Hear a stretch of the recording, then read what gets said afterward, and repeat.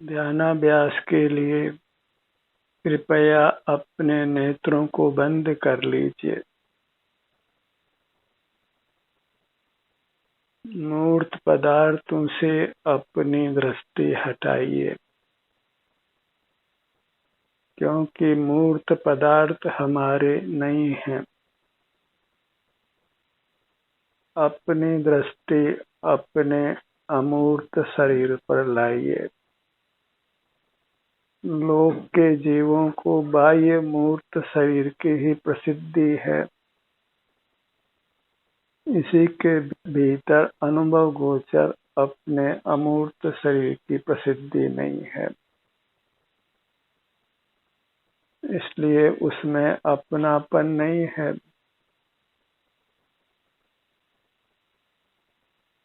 उसका एहसास नहीं करते हैं। हमारा कर्तव्य अपने अमूर्त शरीर को स्वस्थ रखना है। इसके हर अंग हर उपांग को स्वस्थ रखना है, क्योंकि इसी से हम सुखी रहते हैं।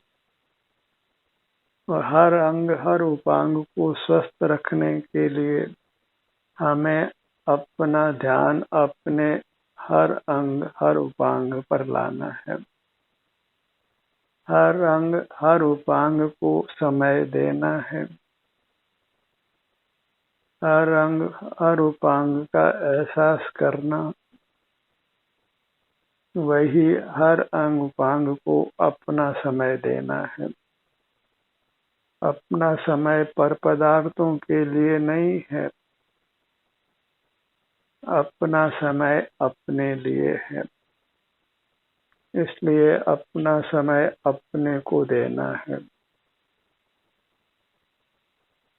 इसी विधि से हम स्वस्थ रहते हैं, सुखी रहते हैं, स्वाधीन रहते हैं। मूर्त पदार्थों का भोग उपभोग नहीं करते, उनका सेवन नहीं करते। उनकी आवश्यकता से हम अपने को मुक्त रखते हैं। जितना बाह्य पदार्थों का सेवन करते हैं, उतने ही उनकी आवश्यकता उत्पन्न हो जाती है। कहावत भी है, जितना खाओ उतनी भूख। जितना बाह्य पदार्थों का सेवन करते हैं, उतने ही उनकी आवश्यकता बनी रहती है। और आग में घी डालने जैसा होता है, उत्तरोत्तर बाह्य पदार्थों पर निर्भरता बढ़ती जाती है। फिर उन बाह्य पदार्थों को जुटाने में रात दिन श्रम करना पड़ता है, और हम उनको जुटाने के लिए आकुल व्याकुल रहते हैं। और अपनी अमूर्त काया को जुटाना नहीं पड़ता है, क्योंकि यह सदा उपलब्ध है। यह हम स्वयं ही हैं। और सुख दुख वास्तव में अपने अमूर्त काया में होता है। जिन बाह्य पदार्थों का हम सेवन करते हैं, जिनको हम देखते जानते हैं, उनमें हमारा सुख दुख बिल्कुल भी नहीं होता है। सुख की घटना दुख की घटना अपने अमूर्त शरीर में ही होती है। और दुख की घटना तो इसलिए होती है कि हम अपना समय अपने अमूर्त शरीर को नहीं देते हैं, पर पदार्थों को देते हैं जो हमारे नहीं है, जिनसे सुख आना संभव नहीं है। यही अपराध है, जिसके दंड स्वरूप जीव संसार में परिभ्रमण करता है, नाना दुखों को भोगता है।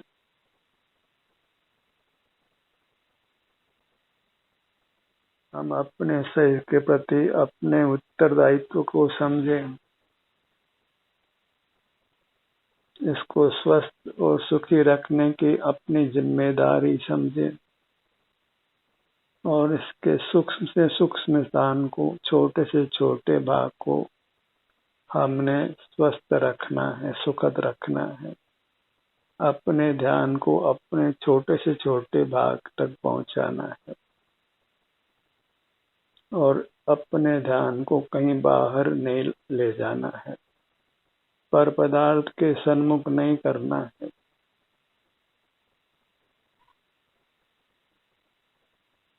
और बहिर्मुख होना, पर पदार्थों को अपना समय देना, वह सब कुशील की श्रेणी में आता है, व्यभिचार की शरण में आता है।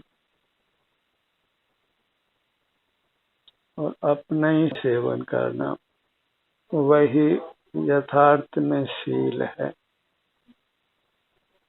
और यदि हम कुशील नहीं होना चाहते हैं, शीलवान ही रहना चाहते हैं, अपने शील की रक्षा करना चाहते हैं, तो हम अपना समय अपने को दें।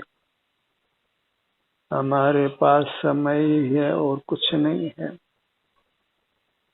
और वह समय हमें अपने आप को देना है। वही समय की सदुपयोगिता है। जो समय बहिर्मुख होता है वह निस्सार है, दुख का कारण है। समय का सार यही है कि हम अपना समय अपने अमूर्त काया को दें, अपने हर भाग, हर उपांग को, हर अंग को अपना समय दें, उसका एहसास करें, संवेदन करें, उससे युक्त रहें। इस दायित्व को हमने समझना ही होगा, स्वीकार करना ही होगा। और जितना जल्दी स्वीकार कर लें और उस दायित्व की पालना करें, उतना जल्दी ही हम सुखी होंगे। और जब तक इस दायित्व की पूर्ति नहीं करते हैं, तब तक हमको संसार में दुख भोगते रहना होगा। कोई भी बचाने वाला नहीं है। बीमार होते हैं और कई बार डॉक्टर के हाथ से ही मर जाते हैं, तो फिर भला बाहर शरण कहाँ है? स्वस्थ होने के लिए जिस दवा का सेवन करते हैं, वही दवा प्रतिक्रिया कर मृत्यु का कारण बन जाती है। रक्षा के लिए जाते हैं और रास्ते में दुर्घटना होकर मरण हो जाता है। बाहर शरण नहीं है। ये बात हृदयंगम हो जाए तो हम अपना समय बाहर नहीं लगाते, पर में नहीं लगाते, अपना समय अपने को देते हैं। और यही एक आदर्श स्थिति है। अपना समय फिर अपने को ही देना है, अपने को अर्थात अपने आभ्यंतर काया को, क्योंकि यही हम हैं। अन्य कोई वस्तु हमारी नहीं है कि उसको हम संभालने लगे। और पर पदार्थों को संभालने का हमको अधिकार नहीं है, क्योंकि मूर्त जगत, भौतिक जगत अचेतन है, इसलिए वह प्रकट कुछ विरोध नहीं करता है। हम अपना समय उनको देते हैं, उनको उपयोग में लेते हैं, तो भले ही वह कुछ ऐतराज नहीं करता हो, पर वहीं स्थित सूक्ष्म कारण वर्गणाम नैसर्गिक रूप से हमारे से बंध जाती है, और वही फिर नाना दुखों का कारण बनती है। तो कुदरत में ही कुदरत से युक्त होने पर दंड का विधान है। जिस प्रकृति को ये मनुष्य भोगना चाहता है, वह प्रकृति ही फिर कुपित होकर हमको नाना प्रकार से दुख देती है। भूकंप आता है, ज्वालामुखी होती है, बिजली गिरती है, बाढ़ आती है, अकाल पड़ता है, महामारी फैलती है। यह सब हम प्रकृति का दोहन करते हैं, भोग करते हैं, उसका ही फल है। मूर्त पदार्थों का जो हम उपभोग करते हैं उसी से प्रकृति हमारे विरुद्ध होती। इसलिए हमें चाहिए कि मूर्त पदार्थों का कम से कम भोग उपभोग करें और अपनी अमूर्त काया का ही अधिक से अधिक भोग उपभोग करें। तज पुद्गल ग्रह जीव बस शीघ्र लहो निर्वाण। ये बात हमको जितना जल्दी स्वीकार्य हो जाए उतना अच्छा है। यह तो रट लेने जैसा ही है कि हमें पुद्गल का, मूल पदार्थों का, भौतिक जगत का आलंबन छोड़ना है और अपने चिल्लोक का, अपने चिदाकाश का, अपने चिन्ह मूर्त का जो आनंद स्वरूप है, भगवान है, उसी की संभाल करना है, उसी का सेवन करना है, उसी से युक्त रहना है और वह अंतर्दृष्टि से ही ग्राह्य है, हर भाग ग्राह्य है। अपने सूक्ष्म से सूक्ष्म भाग को भी हमने अपने अनुभव का विषय बनाना है। बड़ी तसल्ली से, बड़े धैर्य से इस काम को हमने करना है और इस काम करने का फल परमात्मा होना है, शाश्वत उत्तम सुख को पाना है। अपने मुहूर्त को समय दीजिए, अपना उपयोग दीजिए, वही ध्यान है, वही ध्यान का अभ्यास है। अपने हर भाग का संवेदन कीजिए, अपने अमूर्त काया में ही विहार करिए। अपना लोक इतना ही है और इसके बाहर सतत कर्फ्यू लगा है। बहिर्मुख होना, बाहर झांकने से ही कर्म की गोली दागी जाती है और वह नाना दुखों को उत्पन्न करती है। इंद्रिय द्वारों को संसार दुखों से भयभीत होकर बंद रखना है। न देखना है, न सुनना है, न सूंघना है, न चखना है, न छूना है, न विचार करना है, न कुछ याद करना है, न अन्य बुद्धि का विलास करना है, कोई गुना बाकी नहीं करना है। बस अपने सन्मुख रहकर शांति को भोगते हुए रहना है।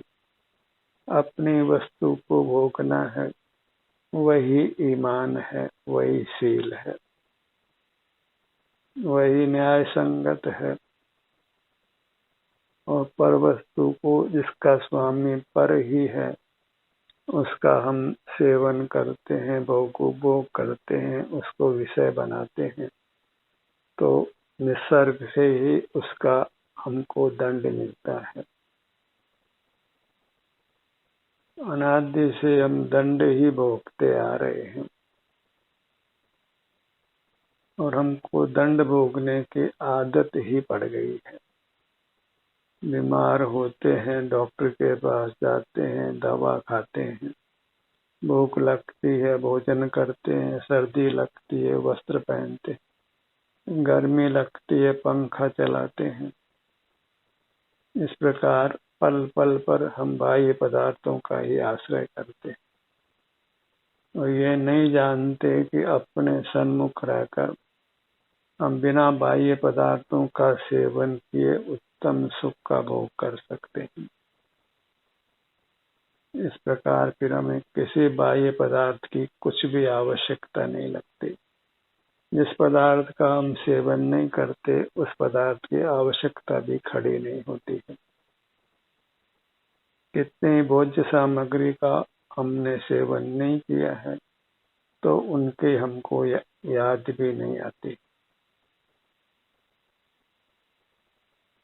और वास्तव में तो हमारा भोजन हमारी अपनी अमूर्त काया ही है और वह भोजन कोई मुख से नहीं होता है, क्योंकि हम तो सुख स्वरूप हैं, तो सुख का अनुभव करना ही अपना सेवन करना है, अपना भोग उपभोग करना है। सिर से पांव तक ये बहुत बड़ी काया है। क्योंकि इसमें बहुत अंग उपांग है।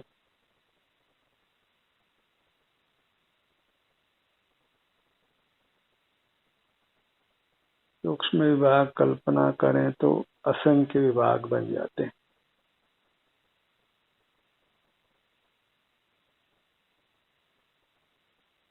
और हम अपनी वस्तु को ही भोगें, यही नैतिक है, यही ईमान है। और अपनी वस्तु बस आप ही है, जिसको हम साथ लेकर आए थे, जिसको हम साथ लेकर जाएंगे, वही अपने अमूर्त काया ही अपनी है। और इसी के साथ, इसी से युक्त रहकर, इसी के आलम्बन से जीना योग्य है।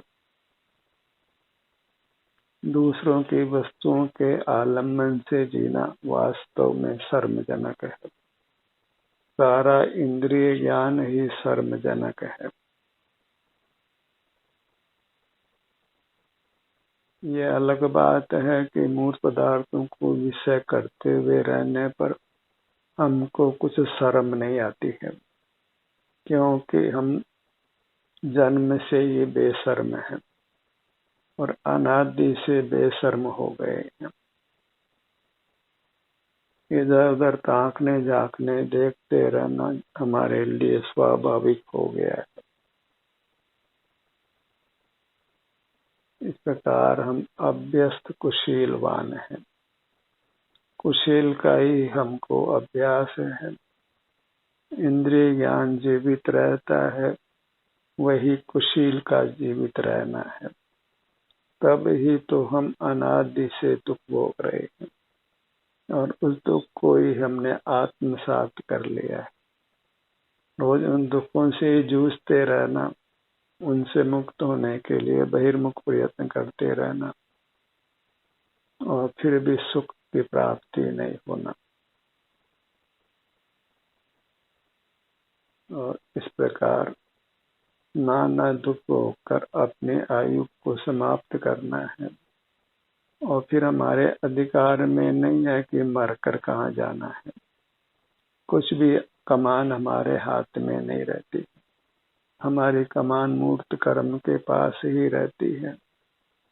वो जहाँ ले जाए वहाँ जाते हैं। जैसा शरीर उपलब्ध कराए वैसा शरीर के साथ रहते हैं। जितनी बुद्धि मिल जाए, जितनी इंद्रियां मिल जाए, सब कर्म के अधीन है। हमारे जीवन की बागडोर पुद्गल के अधीन रहती है। और इस सब व्यवस्था जो कि पराधीन है, उसके साथ जीने का ही हमको अभ्यास हो गया है। जैसे चोर चोरी करते हुए रहता है, वेश्या वृत्ति करते हुए रहती है, जुआरी जुआ खेलते हुए रहता है, कुछ उनको शर्म नहीं लगती है। ऐसे मूर्त पदार्थों को देखते जानते रहते हुए, उनका ही नाना प्रकार से भोग उपभोग करते हुए हमको किंचित भी शर्म नहीं आती है। हम पूरी तरह बेशर्म जीते हैं। यह सब हमारा जीवन अनैतिक है। उसी के फल में हम रोग शोक आदि नाना दुख भोगते हैं। अपने ध्यान को अपने मुखमंडल पर लाइए। अपने शरीर का एहसास करते हैं, बस वही हमारा नैतिक जीवन है, शीलवान जीवन है, जिस पर कोई अंगुली नहीं उठा सकता है। कुशील होने का कोई आरोप नहीं लगा सकता है। सिर का भाग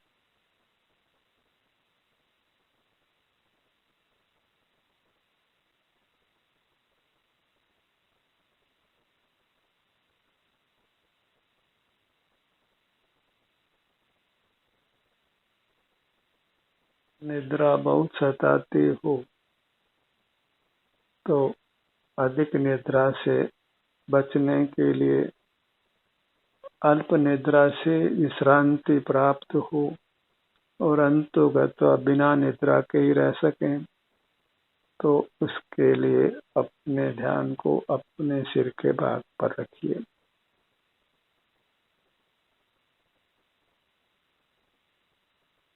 इससे हम बुद्धि का कोई उपयोग नहीं करते, स्मरण आदि कुछ भी नहीं करते, अत्यंत शांति को भोगते हैं, निर्विकल्प रहते हैं, किसी इंद्रिय का व्यापार नहीं करते हैं, किसी मूर्त पदार्थ का सेवन नहीं करते हैं, अपनी मूर्त का सेवन करते हैं, स्वाधीन रहते हैं और स्वाधीनता ही सुख है, पराधीनता ही दुख है। जहाँ बहिर्मुखता है वही पराधीनता है और वही दुख है, जहाँ अंतर्मुखता है वही स्वाधीनता है, वही सुख है। अपने ध्यान को अपने ललाट भाग पर लाइए। एक ओर अमूर्त काया और दूसरी ओर अनंत पदार्थ बाहर में है। उस अनंत को छोड़कर एक अपनी अमूर्त काया को स्वीकार करना है।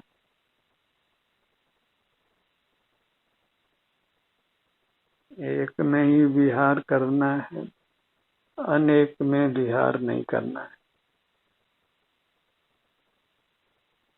जो एकल विहारी होते हैं, अपने में ही विहार करते हुए रहते हैं, वे ही परमात्मा होते हैं। अन्य कोई परमात्मा नहीं होता। अपने ध्यान को अपने ललाट भाग पर लाइए।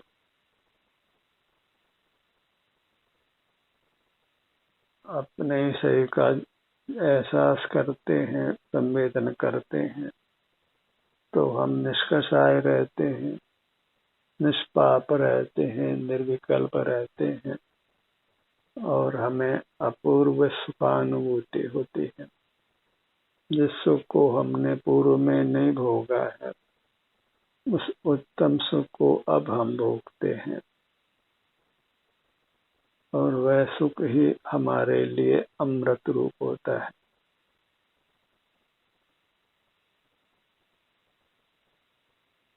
हमें सुख की वांछा है और वह सुख हमसे ही मिलता है। इससे अच्छी बात और क्या हो सकती है। पर अपने से पाने के लिए अपने सन्मुख रहना है, भौतिक जगत के सन्मुख नहीं रहना है।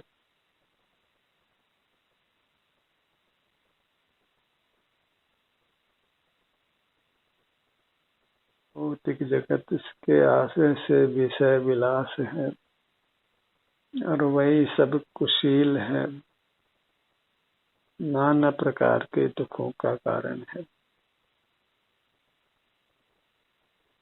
अपने ध्यान को अपने दोनों नेत्रों पर रखिए।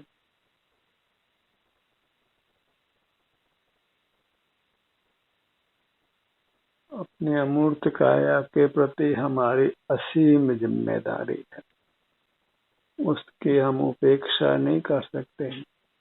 उस जिम्मेदारी का निर्वाह करना अनिवार्य है और उस जिम्मेदारी को हम नहीं निभाते हैं तो फिर हमारे दुखों का सिलसिला खत्म नहीं होता। नासिका, दोनों नथनों का भाग, नासाग्र दृष्टि वही आभ्यंतर दृष्टि है। दोनों नथुने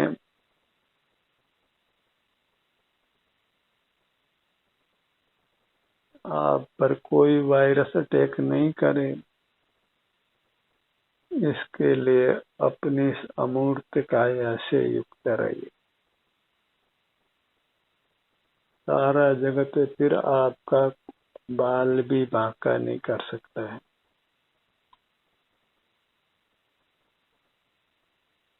पराधीन नहीं होना है, अपने ध्यान को अपने मुख पर लाइए, दोनों होठों का भाग।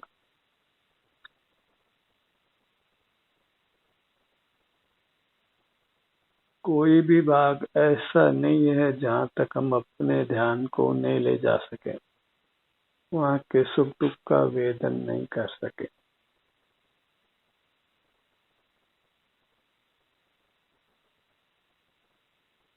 दाहिनी भुजा,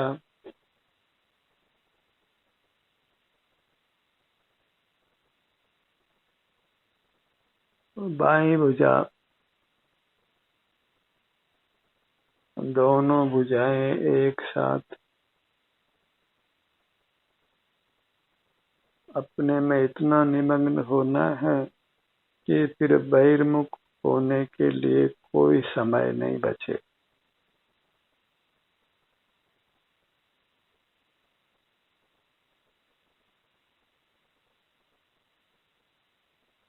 हमें बहिर्मुखता से ही अपने आप को बचाना है। परमात्मा पद पाने की इतनी से ही शर्त है।